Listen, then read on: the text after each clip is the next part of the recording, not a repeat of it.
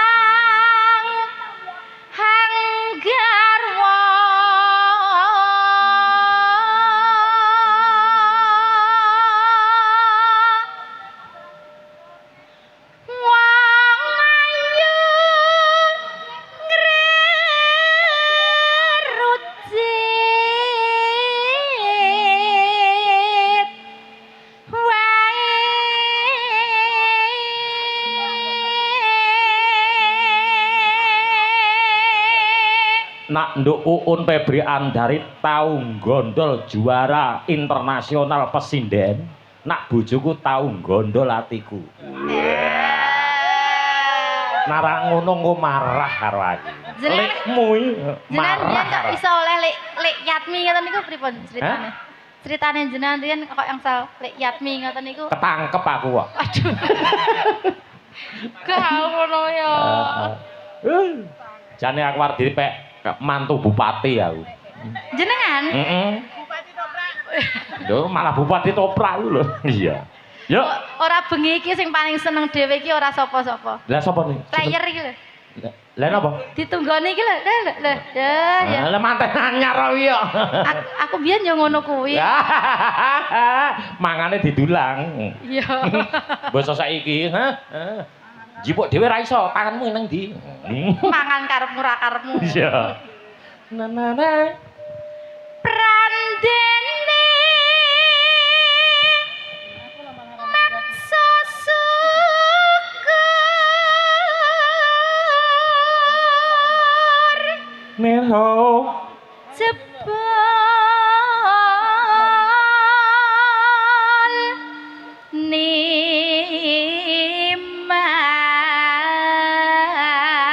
nimas uga nanggepi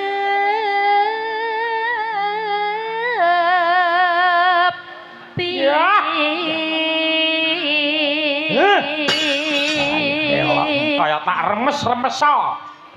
Ayo kaya tak remes-remeso kang remes. Iya. Nanane ayo to sambung rasa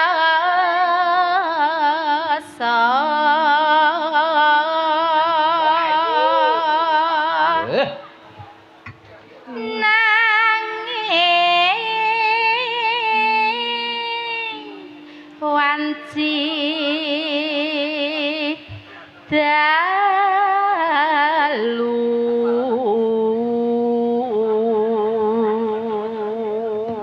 suarane sampean sik kalah karo bojone Dodi. pripun? Bojone Dodi iku apa-apa meh sak kata. Mbah. Sak apa-apa sak kata ngono. Dikon apa kon nyanyi yo. Iki jane somong apa ora? Jebeh ora. Yo. Tan ana ingkang ngrubeda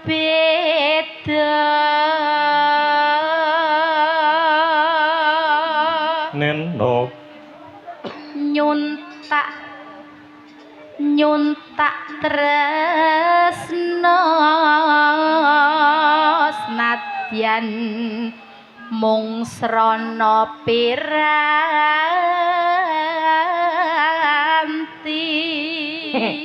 iki ketoke jamane wis anu teknologi. Nyuntak tresno najan mung nganggo piranti. Dadi bojoku sampeyan ya arep tak tukokke. Napa? Anu to kuwi kaya terong to kuwi. Piye kok nganggo terong? Kok nganggo terong lha jenengan ajeng nang pundi? Olah-olah tegese iki olah-olah tresno. Nano. Ya lho. Cangkeme cacah iku. Yo. Gambarmu uga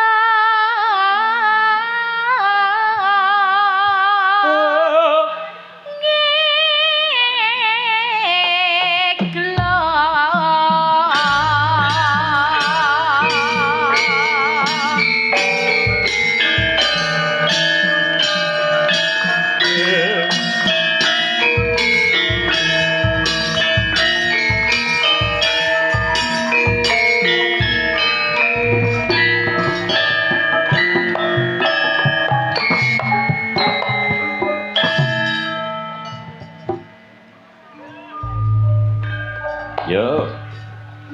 sing gedhe pangapuramu kang mas bepujangku jejak hatiku sambungmu mung wae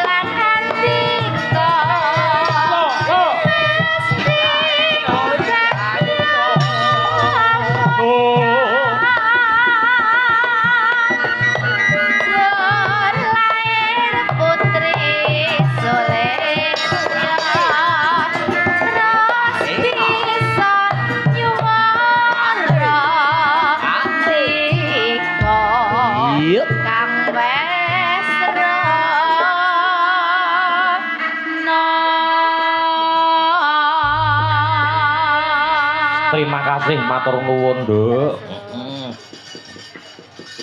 Yo, jumeneng mangayun Mbak Bintari. Yo, Mbak Bintari. Jebul kae sing tak anti-anti wis teka kene.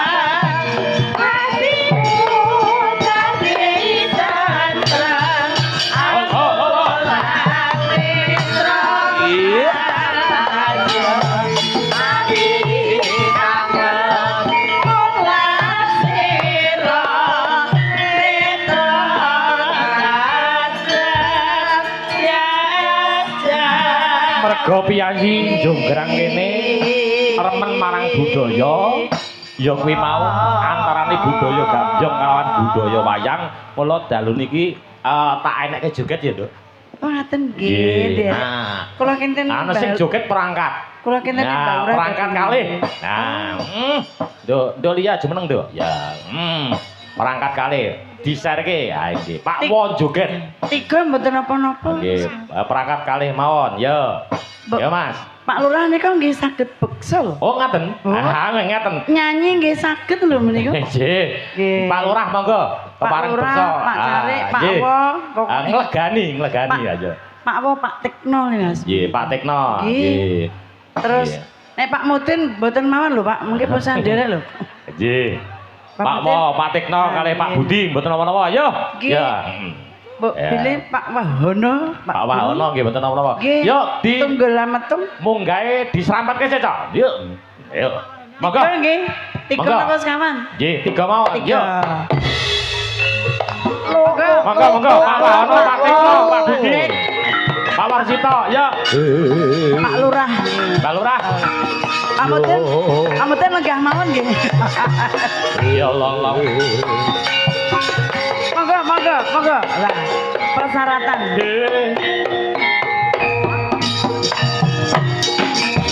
Hae, was yo. Lali wong tresno bisa lali.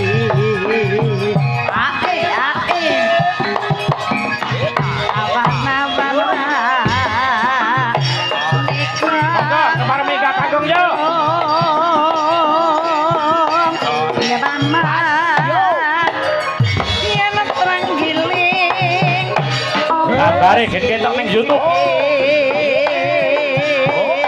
Monggo Pak Mo. Monggo mriki.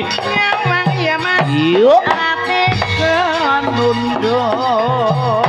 Aduh.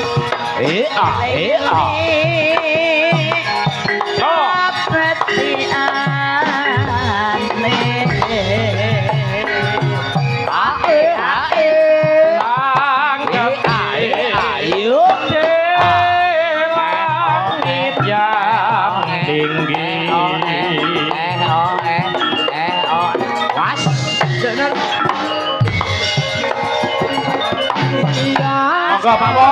Sasa Balura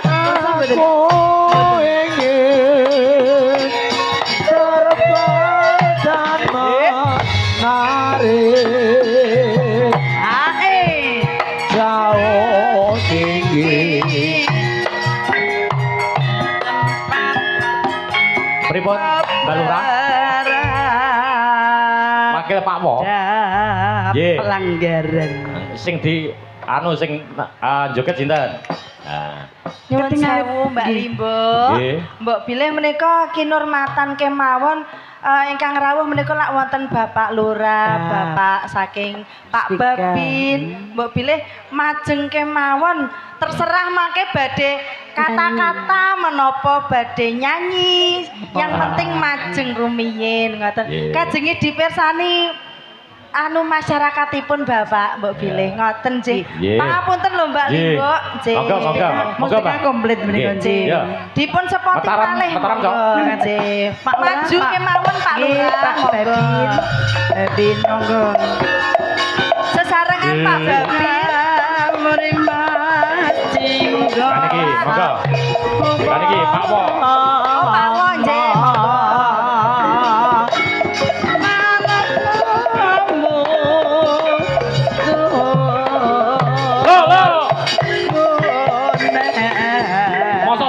Jenengan Pak Budi ya. Menapa mundur mrawos angkara murka. Pak Budi mosok mboten munggah. Kan notok. Nggih, Pak No monggo. Sugeng dalu. Nggih, beli sing dalu Pak No. Nggih. Sugeng dalu sedaya kemawon masyarakat desa Jonggrang. Lho nyendi he haha bablas rono. Nggih. Pripun Pak No? Lora Semara mawon. Lora Semara. Oh, anu, nembang Lora Semara. Oh nggih. Jare wis ora lara to.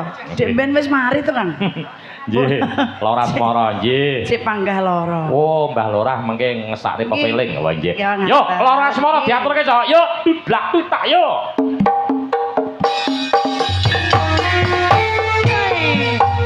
Ayo munggah. Hei, Karena munggah nggih.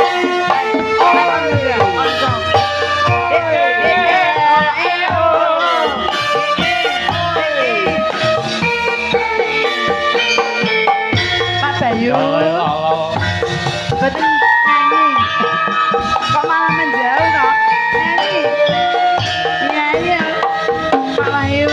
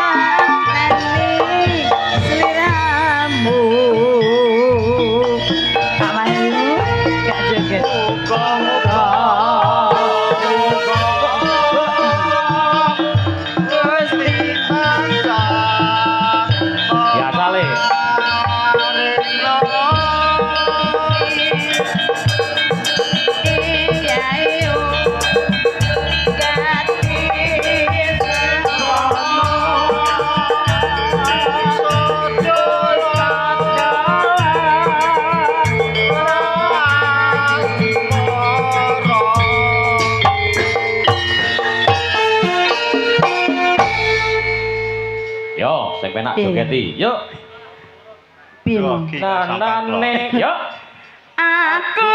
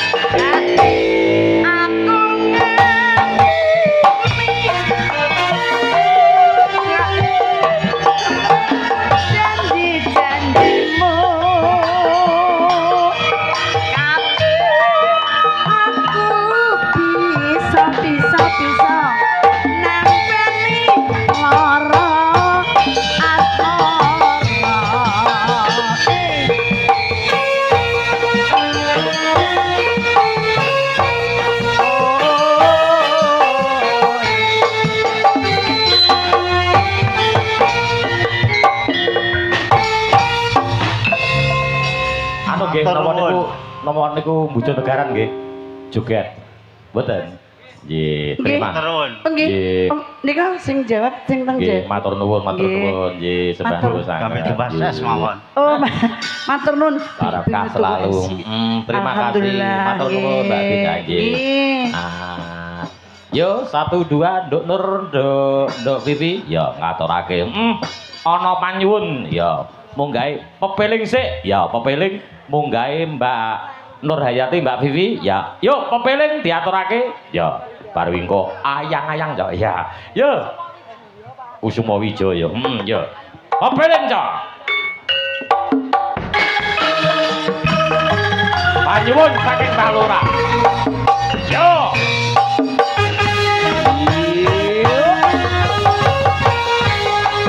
La ilaha illallah. La ilaha illallah. La ilaha illallah. Muhammadur Rasulullah.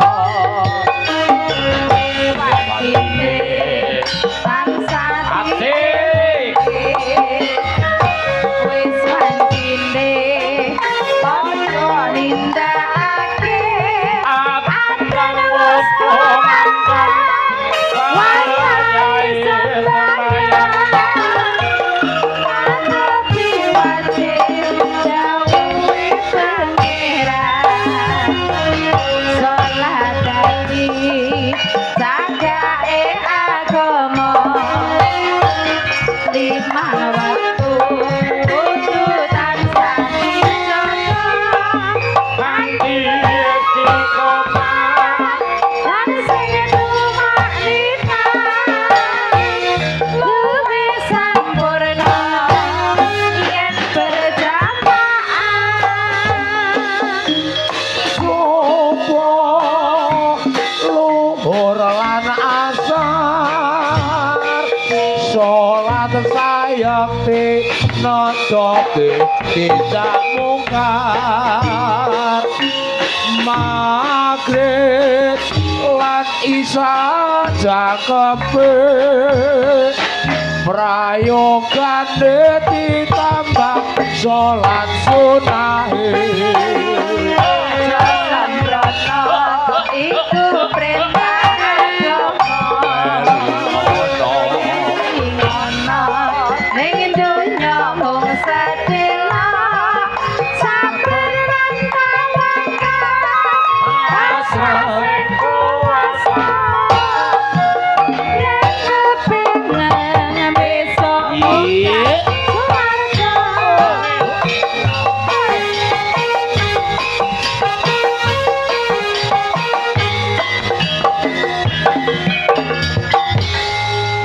Oke, ha.